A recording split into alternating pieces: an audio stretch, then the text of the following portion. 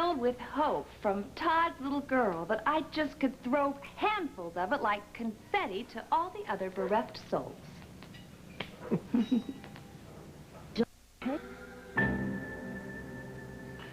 Trey, you remember that I said, should those shares drop below 43 1/8, we should unload them. Did you know that he was a widower? He looks so sad to me. Yeah, he's also filthy, disgusting rich, but you probably knew that already. Well, the only thing I care about is giving to others. But I will remind you that I've always prospered most when I was being of service to my public and my community. That looks like a man in need. Of service. Because I am your best friend in the world, I will tell you that sometimes your word choices are absolutely deplorable. I don't know. Might be good for him. You think? How can we show him that? Most men have a much more visceral reaction when they meet me than guys seem to have. But perhaps that's because he has such a broken heart over the loss of his wife.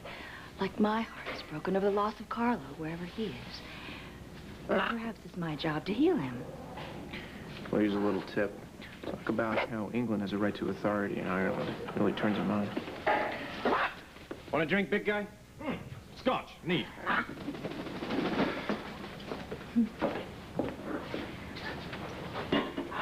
Come, I want to show you something.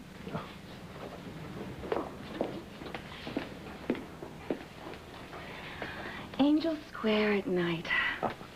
Oh, it's so beautiful, isn't it? All the lights twinkling. Of course, lately, with the conflicts and all the uprisings and, dare I say the word, insanity. You know, when I was the mayor, I did the best I could to protect the people of Angel Square. From whom? From themselves. They're not always aware of what is really in their best interest. That is extraordinary. That was exactly what I was saying to Manning just now about the Irish. No, don't speak to me about the Irish. I know how you feel about them, and I won't have it. What do you mean by that? Because I adore the Irish. I hold them close to my heart. I embrace the way they look at the world through childlike eyes. Yes, well, I expect most of what you heard about me is rubbish. But like the residents of Angel Square, I recognize that the Irish sometimes don't know what is in their best interests, and I feel that it's up to me to try to protect them from themselves. Oh, you dear misunderstood man. Guy, here you go. Finally, single malt. Well, Manning, you certainly failed to convey the passion of Miss Olenoff's spirit. She's passionate, all right. Oh, yes. Didn't you recently shoot your husband in a fit of passion? Well, it wasn't actually me that shot him. Alex, zip it. Unfortunately, I am not at liberty to tell you the full story of my struggle for exoneration from those charges. Todd has an exclusive with the Sun, and I must honor our arrangement. That's a pity. I would have liked to have run your story on the front page of my London paper. Oh, with a picture? Well, of course. Who could resist such a beautiful and passionate face? No. Well, I suppose I won't be running the story after all. But I would be fascinated to hear more about it. Off the record, of course. Perhaps you'd care to join me for dinner at the Palace tonight. Oh, unfortunately, I'm busy this evening. Shall we say tomorrow?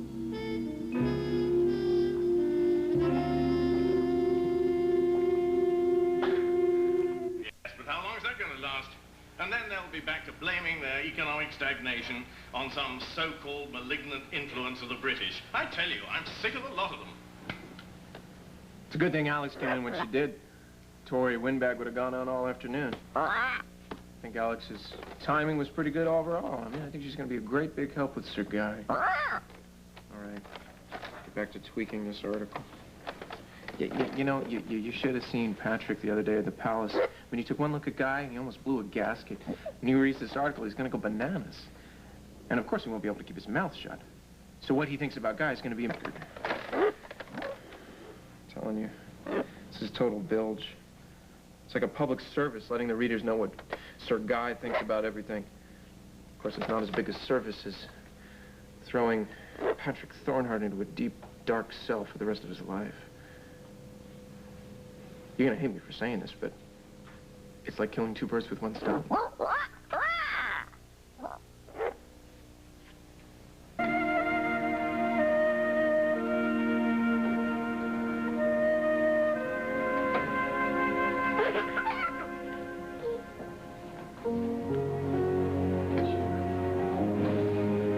You're standing up and you're smiling.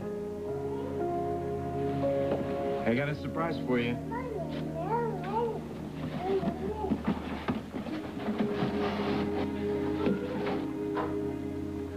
Look at this.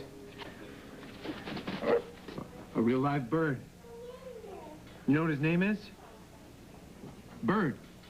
Oh, that should be easy for you to remember. Yeah, he may be full of feathers, you know, and not like all that clam sauce, but you two have a lot in common. So you both like me. I mean, you may be the only two living creatures in the world who do, but who needs that many friends, right? Just need somebody that you can hang out with. Watch this. Eagle, eagle, eagle, eagle. Have you lost your mind? Okay, so it's not an eagle.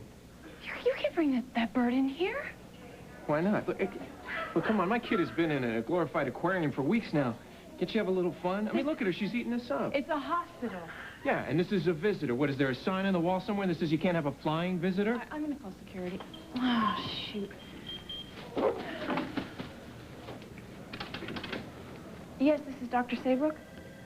I have an outside call. Great, I'll take it. And if you're not out of here with your visitor by the time... Patrick, hi. Perfect. Nice of him to call.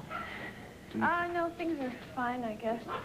No, we're still in for dinner, definitely. I made reservations at the Palace, 7:30. Hit that down. The Palace at 7:30. That's perfect. You're still picking me up, right? Okay, can't wait. Bye. Todd, I mean it. You can't stay here with the bird. You know why she doesn't like me, don't you? She thinks I have bad breath.